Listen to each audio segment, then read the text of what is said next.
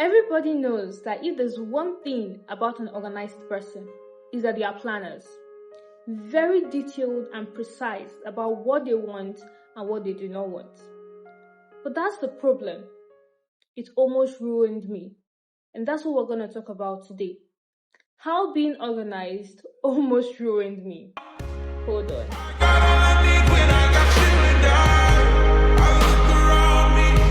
There's something about being organized that breeds rigidity. Rigidity and organization in one sentence. Don't worry. Hold on, I will explain.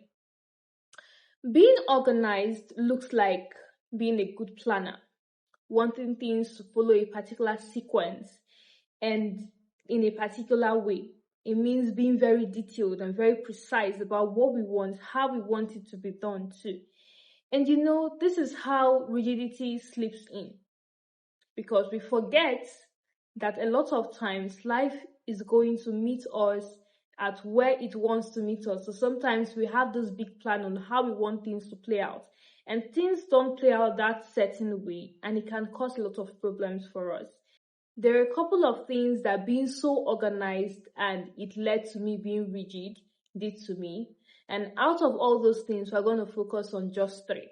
Number one is that it almost led me into depression. Don't be shocked. Don't be shocked.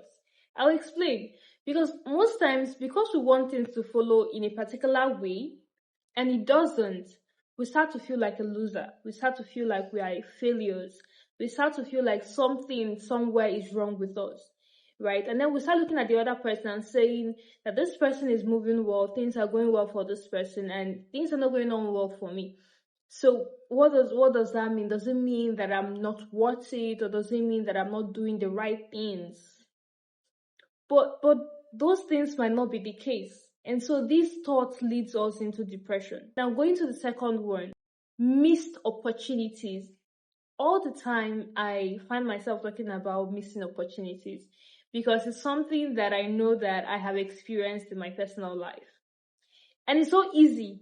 It's so easy to miss opportunities, trust me. And how do you miss opportunities while being so organized that you become rigid? You miss opportunities because certain times when you want to follow part A, you might require to follow part B. And the things you might want to achieve might be on part B, and you will not know that because you are focused on following part A. And so what do? It means that if there's an opportunity on part B, you're going to miss out on that. I know how many opportunities that I've missed out on, and it hurts so much thinking about it, making this video now and thinking about it. It's very important that while we have this big vision and this plan, we are able to still recognize that it doesn't always have to follow this way. And if there are other opportunities that comes out from any other place, we are able to see it and know that this is our opportunity and grab it.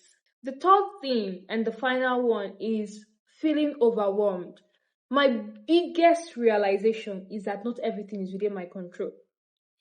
And I know it sounds funny, but a lot of us are in this position whereby we feel like we're in control of everything, and that's a lie.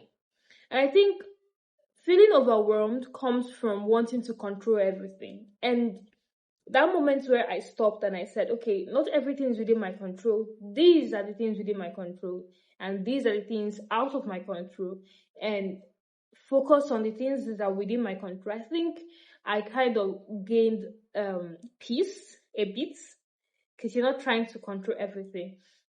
So the question now is, how does being organized move you into rigidity and cause you to be overwhelmed? And I'll tell you how. Because things will not always go according to how we plan, and we want to do everything in our power to make sure that things go exactly how we planned them, which is sometimes beyond our control, we could get overwhelmed. And when we get overwhelmed, it's very difficult to work effectively, to be creative, or be productive.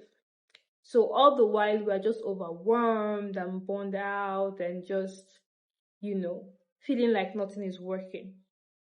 While all along, we're trying to control something that is beyond our control.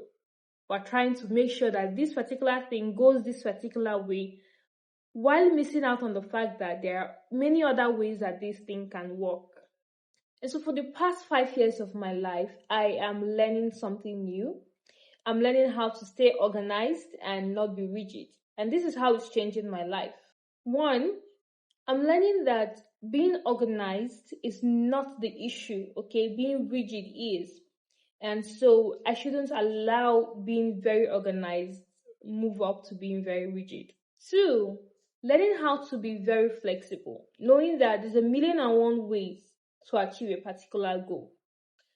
Three, learning to take breaks. Breaks are so important. I would work on Christmas Day, I work on my birthday, I would work on Easter Sunday. I would work and try to make sure that everything goes according to plan. And when I host events and I want this to go exactly how I planned them, it's just not possible. It's just not possible. And it's very important that I learned how to take breaks so that I would not crash down. The fourth one, which is very important, is stepping away and analyzing it from afar, getting back into the game. And this is very important because most times when we're in the environments where the things are happening, it could be very difficult to think of a solution. And so you need to step away and think about what's going on. Am I being too rigid? Am I being too stubborn? Is there another way that this could work? What other resources are available for me to scale? And by the time you start thinking like this, you step away, you're able to think clearly, you'll be able to know the step to take. The last and final one is being patient with myself. God, I am one very impatient person, and being patient with myself is something that has really helped me a lot because then I'm able to see the things I have achieved. Then I'm able to see the mistakes I have made and learn from them. It's beautiful to be patient with yourself. It allows you to give yourself flowers that you deserve. Please, if you're still here up until this point, remember to subscribe to my YouTube channel, like, share, follow, and let's get right on into what we're talking about. I want you to know one thing. It's wonderful to plan. In fact, you must plan.